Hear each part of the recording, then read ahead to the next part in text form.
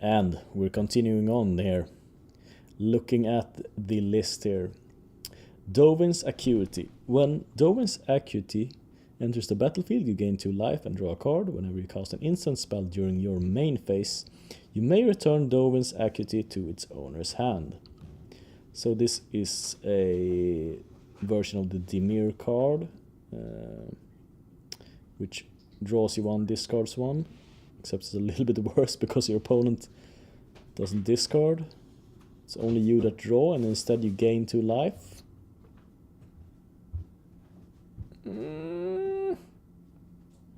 It's easier to trigger with an instant,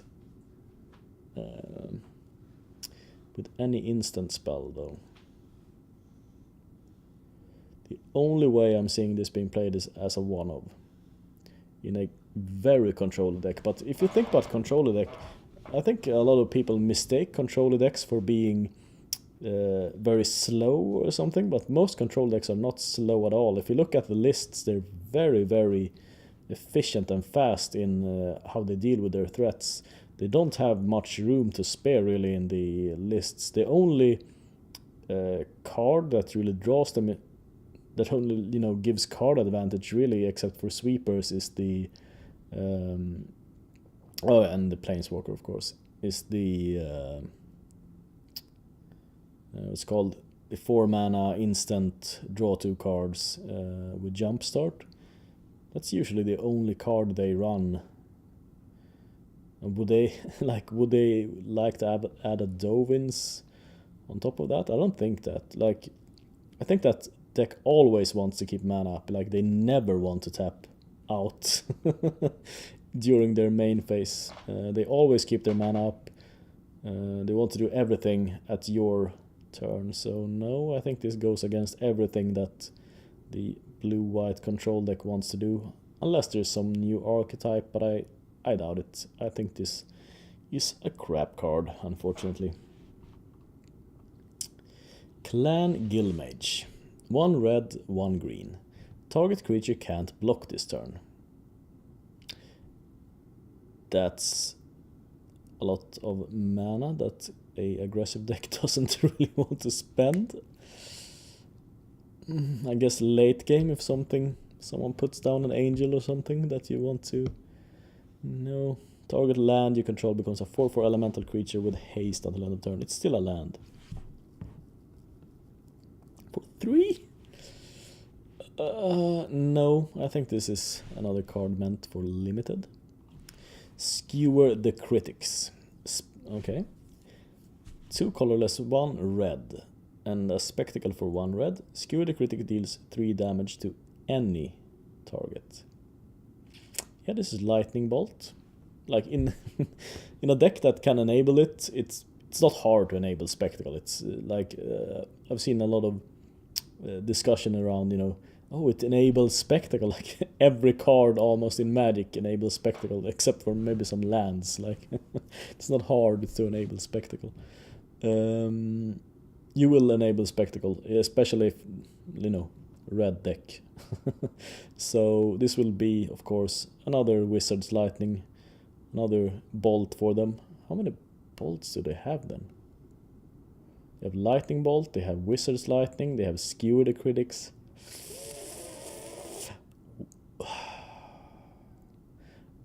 That deck was obnoxious as it was. They might even stop playing Shock. No, Shock is still good, but yeah, I think we might have some trouble dealing with red decks. When you get too many Lightning Bolts, there comes a problem. Let's say you draw 2 lands and 4 Lightning Bolts. Play 1 man Lightning Bolt, 2 lands. Next turn you have 2 lands, 2 more Lightning Bolts. Your opponent, you have half this opponent's life, and you can finish him off on the... No, you can't finish him off on the 3rd turn. 3rd turn, you play 3 more Lightning Bolts. Your opponent down to 2. Now you will need a...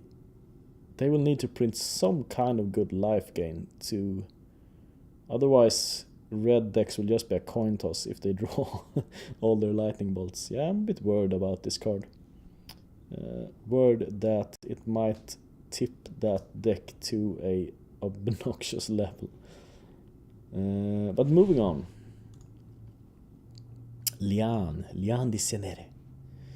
Guess this is Italian.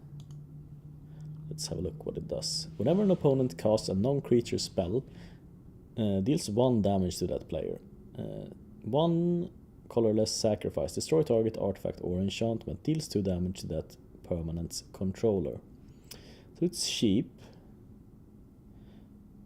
It's really, really good against control decks.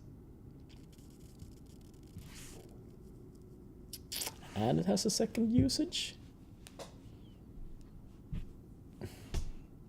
I mean, of course this goes into the side deck. I'm thinking if you even keep 1 in the main deck, like, it's not too bad having 1, if you can afford it.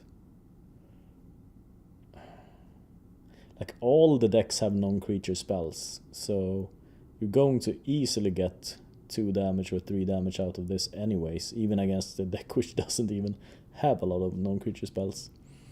And it's going to be like a win against any decks, you know, like an auto win against any deck which only plays non-creature spells. Yeah,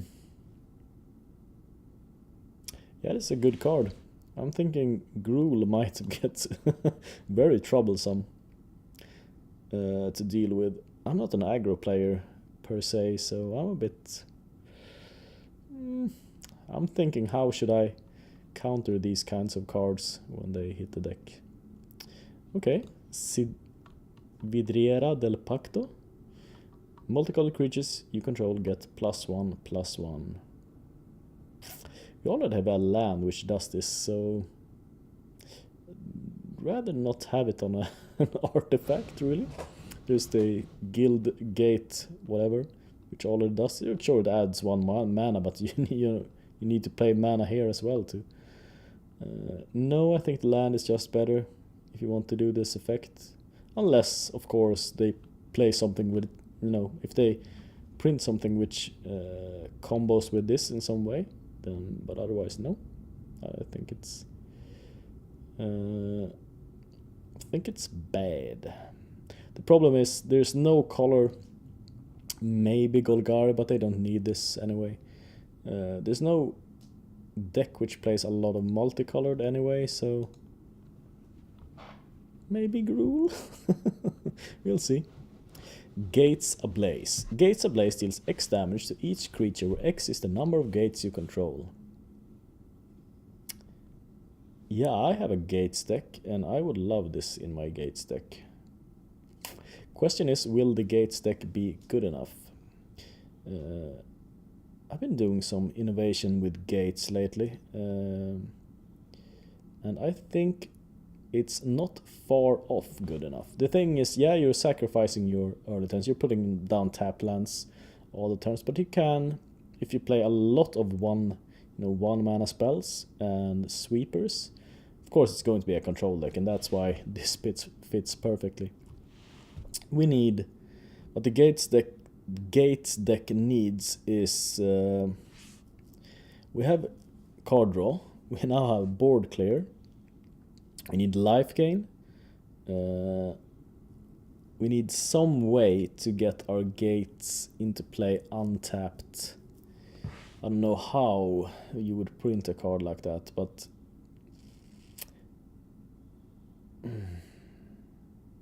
yeah, somehow we need to be able to do something. It would be great if this had like some way of an alternate casting cost or something of this, like if you have exactly, for instance, if you have exactly 3 gates in play, then this cost 2 or something, so that you can could play this on your 3rd turn even though you have a tapped gate or something. Like a mechanic like that, you need, it's close to good Gates being good enough. Not top tier, but good enough. And the reason I'm saying that is because Guild Summit is that strong. Basically, that's the only reason the Gates deck can work, and it's because of that. It's not because of the glaive. It's because of the Guild Summit. And here we have more Korean cards.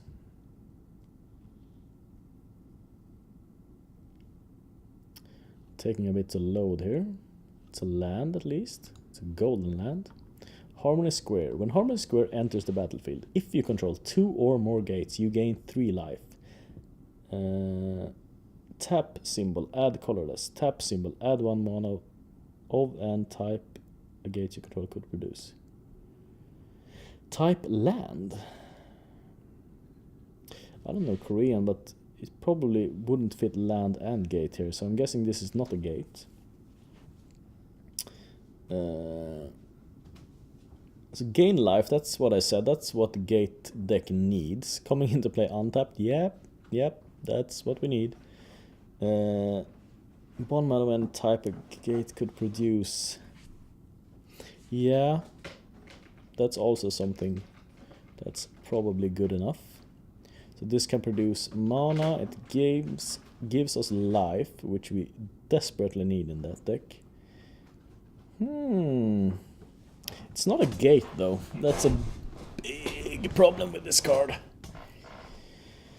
Couldn't they have made it a gate, at least? So we're including 4 non-gates. And we want at least 2 basics in there. 2 or 3 basics, yeah, maybe we run 16 gates, 4 harmony squares, 4 basics maybe. Or 4 shock lands, possibly. Yeah, the gain 3 life is really strong. It's strong enough that this might work. I think it would have been better if it would have been printed differently. Like, maybe the problem is that you can't play this out on 2, where that's the time when you probably need it. You can board clear on 3 though, with this and the previously spoiled card. So it's this might be good enough. This might actually be the thing that tips the gate deck in the right direction. The 3 life is very strong. Very, very strong. Add a colorless. Yeah, you will have some awkward draws though with this and no gates, like 2 of this and no gates, because you need to run 4 of this, of course.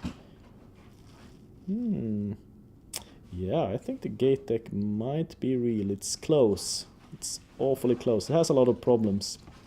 There's still the problem of you not having anything to do turn 1 and only being able to cost 1 drops turn 2, 1 casting cost. It hasn't solved that yet. I would like to see something which solves that. If we get that, then I would say it's good enough. Otherwise, I would say it's probably going to be too gimmicky still. Maybe. Font of Agonies. Whenever you pay life, put that many blood counters on Font of Agonies. Whenever you pay life, okay. Remove 4 blood counters from Font of Agonies. Destroy target creature. That's good against some decks. It's 1 black. That's really low. Pay life. There's a few ways to pay life in standard, but there's nothing like the Bloodfast. I can't see this. There's the Surveil guy.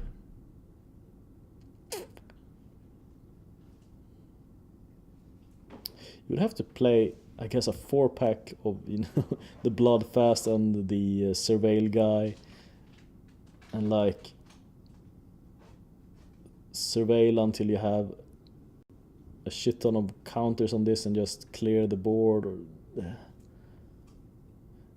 not gonna discount this card, like say that it's crap, but it's It would have been nice if it was something like remove 4 blood counters from Font of Ages, destroy a target creature, and gain life equal to its power or toughness or whatever. But as it stands, first you're paying 3 mana to kill something, which you could have done in a much easier way. I guess you can, you know, do this more often, but think about it. Whenever you pay life, so the least you can pay when you pay life in standard that I can remember is 2. So you're paying 8 life. 8 life to kill 1 creature, 16 life to kill 2 creatures, and you're not gaining any life back. I'm not seeing it. I'm not seeing it here. You will die against every red deck ever if you play this card. Yep. Unless they print something. No. No, no, no, no, no.